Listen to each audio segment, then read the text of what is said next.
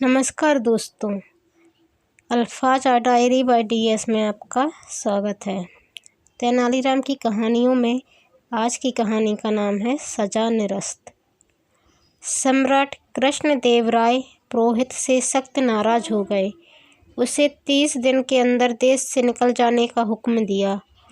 हुआ यह था कि कुछ दिन पहले सम्राट ने पुरोहित की जरा सी गलती पर उसे अपनी शक्ल न दिखाने को कहा था।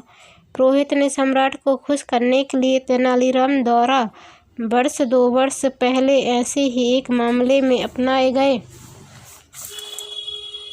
उपाय पर अमल किया। दाढ़ी मूछ लगाकर साधु बन दरबार में आ गया। राजा ने उसे तुरंत पहचान लिया। फिर धोखा देने के अपराध में उसे देश से निकल जाने का आदेश दिया। सम्राट के इस फैसले से मंत्री और सेनापति बहुत घबराए। दोनों ने सम्राट के फैसले को बदलने की जी तोड़ कोशिश की, मगर असफल रहे।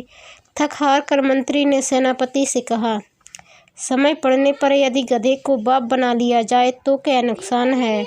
क्यों ना हम तेनालीराम की सहायता लें। सेनापति मान गया। दोनों तेनालीराम के पास पहुँचे। बड़ी खुशामद करके पुरोहित की सज़ा खत्म कराने को कहा। तेनालीराम मान गया। 2-3 दिन बाद सम्राट के दरबार में एक महात्मा पधारे। लंबा चौड़ा डील डौल, मुख पर तेज। सम्राट ने उनका यथोचित आदर सत्कार किया।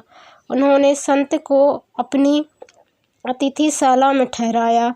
शाम को सत्संग हुआ। महात्मा ने बेहद प्रभावशाली ढंग से ओजस्वी वाणी में श्रीमद् भागवत की व्याख्या की। एकांत में महात्मा ने राजा से कहा, राजन, तुम विजयनगर साम्राज्य के अभ्युदय के लिए महारुद्र यज्ञ कराओ, शुभ फल मिलेगा। राजा सोच में पड़ गए। पुरोहित को यह देश निकाला दे चुके थे। सोचकर बोले, महात्मन, यज्ञ का उत्तराधिकार आप अपने कंधों पर ले लें तो मैं कृतज्ञ हो जाऊंगा।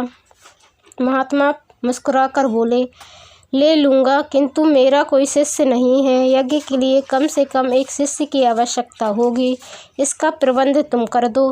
विजयनगर में पंडितों की कमी न थी। राजा ने तुरंत हाँ कर दी। यज्ञ की तिथि निश्चित हो चुकी थी। तैयारियां शुरू हो गईं।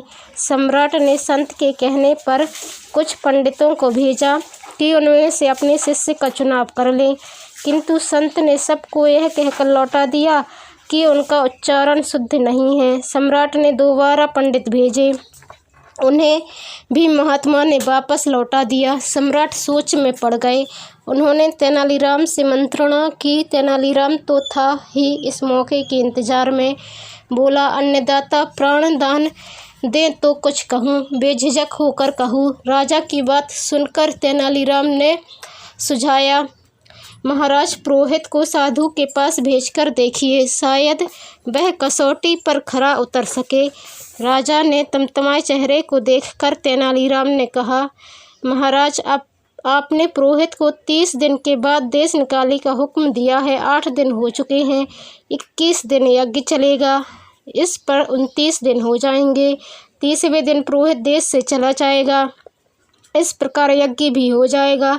राजा ने खुश होकर पुरोहित को बंदी गृह से निकालकर साधु के पास भेजा। संत ने पुरोहित का चुनाव कर लिया। 29वें दिन यज्ञ पूरा हुआ तो राजा बोले, पुरोहित, कल तुम्हारा आखिरी दिन है। नहीं राजन, अचानक संत बोले, अभी इनका 3 दिन का कार्य शेष है। राज्य के कल्याण के लिए इन्होंने इस दिव्य यज्ञ में मेरे साथ आहुतियाँ दी हैं। शुद्ध रूप से 7 स्वर मंत्रों का उच्चारण किया है। यज्ञ फल के लिए 3 दिन तक इनके हाथों से कपड़े और अन्न का दान आवश्यक है। सम्राट ने विस्फारित नेत्रों से तेनालीराम की तरफ देखा। वह शांत खड़ा था। उसको देख वह बोले, तुम कुछ बोलते क्यों नहीं? अब मेरा आदेश। तभी संत बोले, राजन, प्रजा और राज्य का कल्याण राजा के आदेश से बड़ा होता है। राजा नतमस्तक हो गए। उनका आदेश खुद निरस्त हो चुका था। मंत्री और सेनापति ने चैन की सांस ली।